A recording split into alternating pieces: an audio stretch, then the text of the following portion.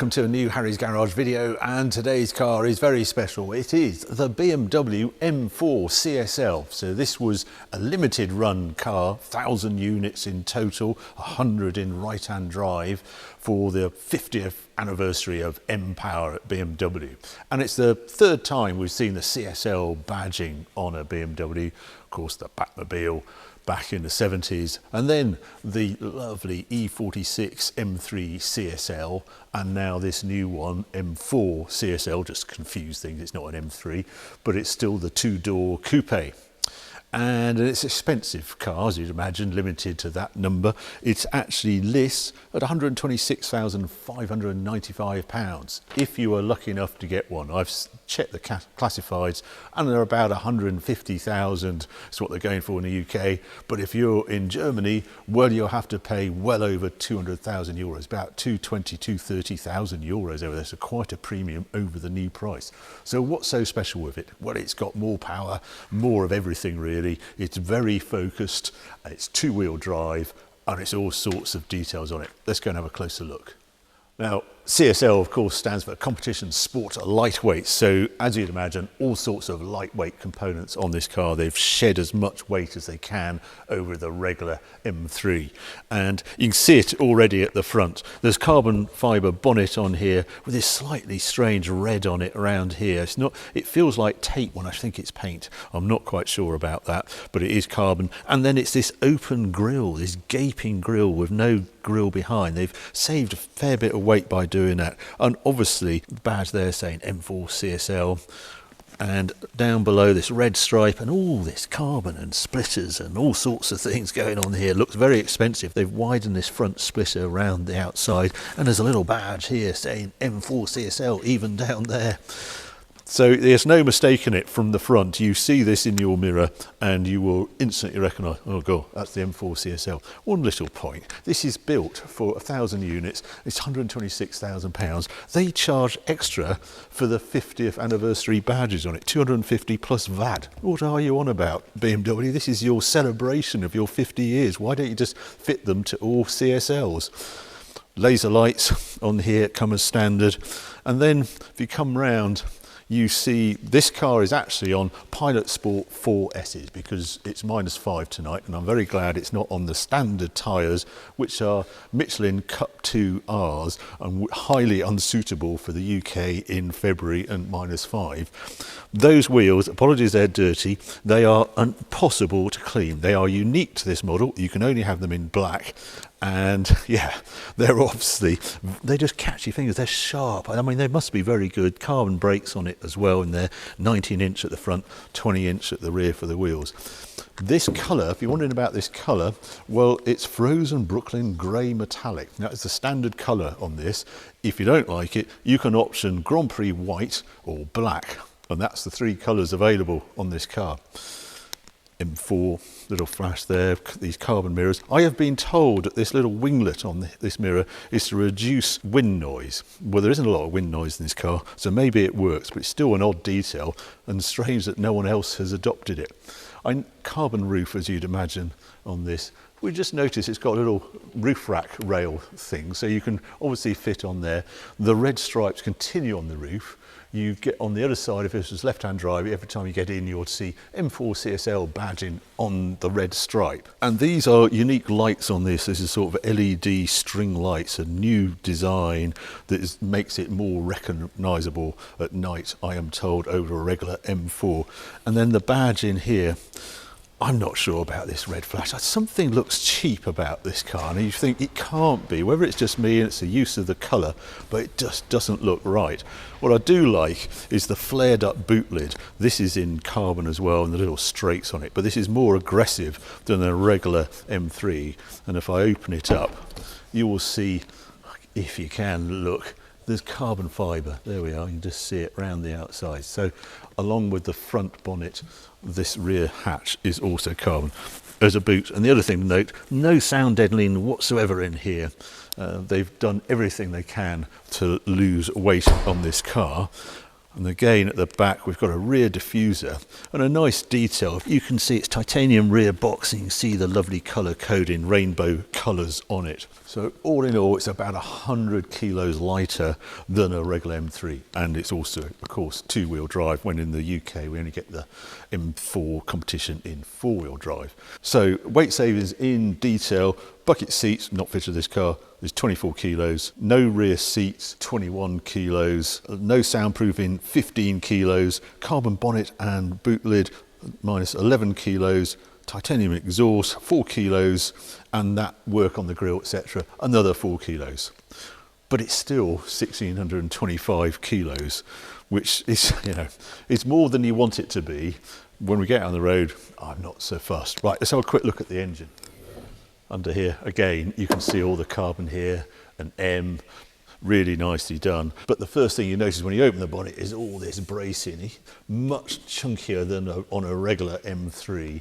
And I presume there's quite a lot of detail on this car, on the chassis, that on how they've mounted the engine and the gearbox, sort of solidly mounted, and special bushes. There's a whole load of details. They don't actually give you precisely what it is, but you know the whole car has been worked.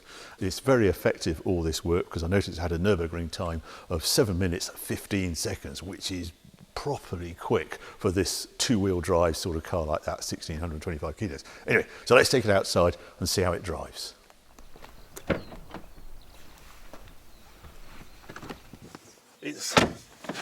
It's got the same seats as I had in the M3 Touring, the crazy ones with these side bolsters, but in this car they're okay, and actually these are Cotswold Farmer spec seats. They're not the standard bucket seats, fixed seats. These are electric. They're an option on this press car, which is good, and then they're much easier to get in and out of because you've got a great big door. The B pillar isn't in the way. I'm going to start everything up. It does sound, you do notice that lack of sound in it as soon as you press that button. It's quite nice. I've had M3 Touring and now this back to back, so it was very noticeable between the two. I'm just going to turn off all the intelligent safety, which is all lane assist and all that sort of nonsense. In here, yeah, well, Alcantara wheel with a red bit at the top to show me which is straight ahead, as you sort of get these days. No rear seats in CSL.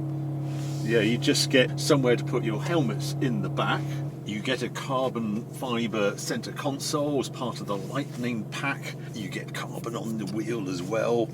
So yeah, just little extra bits. No carbon doors in this car, like there was on the previous CSL. This one just has the regular door panel. And the other thing about it, of course, is this gearbox, which is a normal torque converter 8-speed gearbox. It's all right, but there are one or two surprises along the way. Right, I'm going to get going.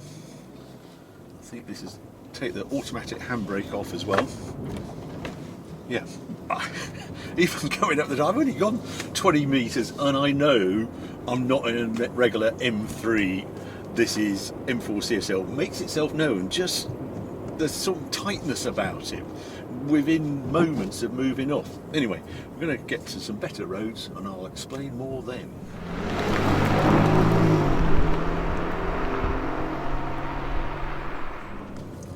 I'm finding this car actually sets off. I press M mode here.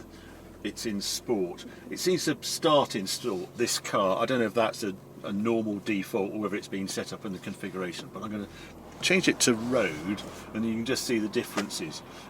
All of them are pretty extreme, but sport just adds an extra edge. But when I'm just in these sort of roads just setting off, I want to be in road, and then we'll ratchet up as we get some different roads. There's all the usual set I can do setup just as I could on that M3, so let's just set off up here. Yeah,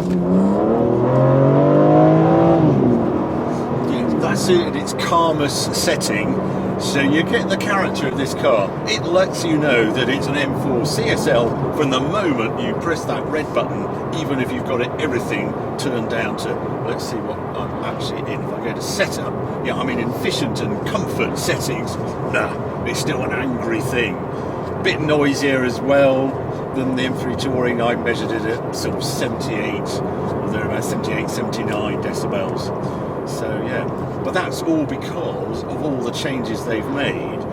They don't actually, as I said, go into detail, but it looks like they've changed the gearbox mounts and the engine mounts, and they're almost solidly mounted, I would imagine, on the gearbox and intelligent engine mounts, they describe it as. But there's just this tautness to this car just from the off, and they've also changed all the cambers and suspension pickups. They've basically got rid of all the rubber and that sort of thing. I can't imagine there's that much in an M3. I can't imagine there's that much in an M4 competition base car before you then make it into a CSL. But whatever, you notice the difference. They're interested in these seats. You think, you look at them and think they can't be comfortable, but they are. They're absolutely fine to do your miles in, and I would choose them in this car. Well, you've got no choice actually in a CSL. You can only choose between the fixed buckets or these adjustable ones, but yeah, no issues at all with them. I actually really quite enjoy them. Right, what I'm going to do now is go to M mode, and yeah, I'm going to go to sport. And if we go to setup and see what's different, oh, it's still in there. That's interesting. So I thought that changed it to sport, but obviously not. Then, if that's the case, I'm going to press M1, which then selects all sports on here. I believe I am still, I'm still in auto gearbox. I just want to squirt it out the hill and just see how it behaves on here. Right, doing 30 miles an hour. Yeah. Oh, it's just cannot get traction. There you go. I'm going to take it out of M1 just to calm it down. Yeah. Well, that highlights the first thing you notice when you actually start tapping into that 550 horsepower. Traction is an issue in this car, and it's not. I mean, it's 9 degrees outside, so it's not super cold, but it does struggle for traction. Lord knows what it's like on cold Cup 2Rs, so I'm very glad it's on the Michelin Pilot Sport 4Ss, which are a good tyre, but they can't cope with that dollop of torque that this thing can deliver. When I was looking at some of the performance figures, they claim 3.7 to 60 for it. Well, people have tested this car and they've done 3.3 seconds to 60 and 6.9 seconds to 100 miles an hour. That's proper quick for a two-wheel drive 1600 kilo car.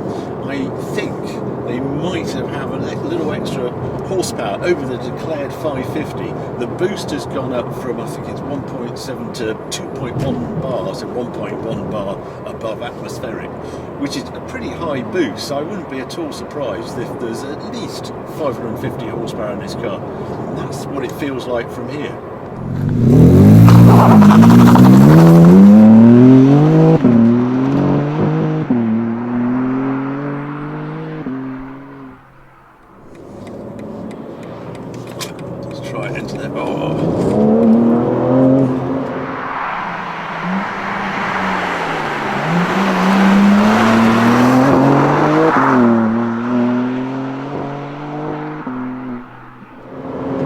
I'm in normal road mode at the moment. I just want to try it. This is the bumpy section. It's the gearbox, you do notice it because it's quite aggressive. It's really tight setup. I know it's a torque converter setup, but they've done their best to mimic a sort of dual clutch transmission on it. It is, you do notice it's a bit jerky on the changes. I mean, it's perfectly roadable. It's a sporting setup, but it's not silly. This is very usable day to day, which I wouldn't expect. It's locked on. It's good. There's a smidgen more feel through the steering. It's not sort of like they used to be, but there is definitely more feel coming through the steering than there is on a regular M3. So that's good as well. M4. I keep saying M3. I do not like the way you can change the brake feel and the steering. It should not be adjustable. They should be a constant in a car like this. Yeah, it's pretty quick to react now. I'm still in drive. I haven't gone to manual. Just want to try it around here. Oh, it's waiting for me. Yeah, it feels really up for it. I would actually quite like to take this car on track. It has that feel about it. That's where you've got to really experience it, the tightness of this car. So yeah, time for some likes and dislikes of this car. Well, starting with the dislikes, I suppose my first one is, you look at the previous CSLs and they're just gorgeous. There's something about them that's hugely appealing, and they've become more appealing over the years. I look at this one and I really can't quite get on with the looks.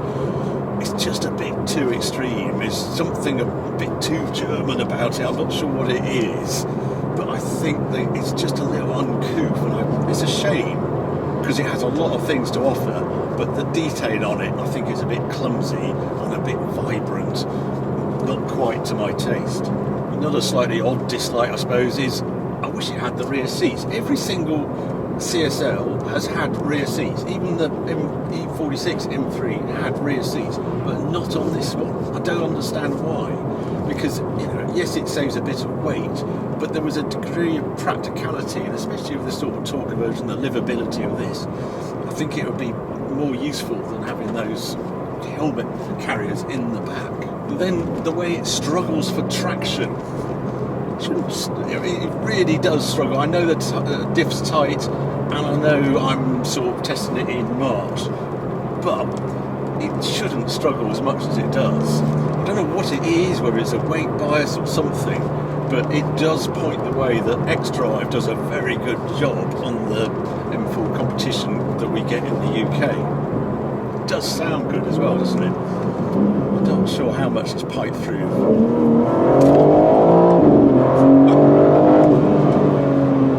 Yeah, it's a naughty car, this. Nice of it to have a little bit of snow just as I come down here.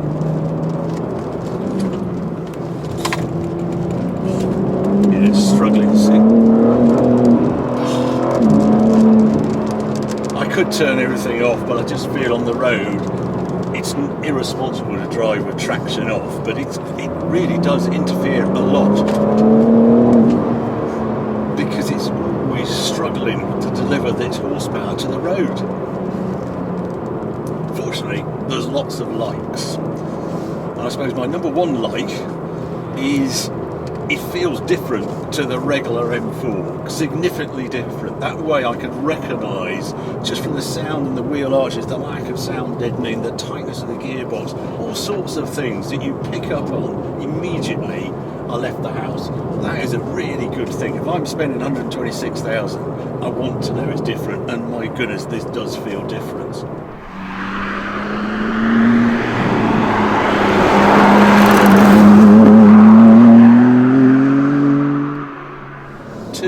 I like the depth of engineering in it, the way they've worked all the way through the car and enhanced every little bit to get that Nürburgring lap time. A 715 from a two-wheel drive rear car like this with sort of 2 seats but should have 4 is a very good result, and it's impressive, and it's probably a wild ride if you're in it, from judging how this one drives on the road. But they've done the work at M-Power. They've actually engineered a real road racer here.